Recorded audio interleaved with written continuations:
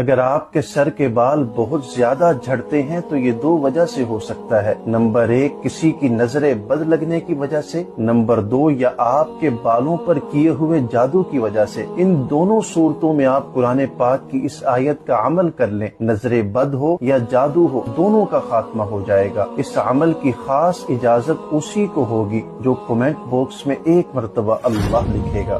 عمل یہ ہے کہ آپ نے 21 روز تک بلا ناگا روزانہ اول آخر ایک مرتبہ درود پاک کے ساتھ درمیان میں 101 مرتبہ قرآن پاک کی اس آیت کو پڑھنا ہے۔ ان اللہ سیبطل ان اللہ لا یصلح عمل المفسدین۔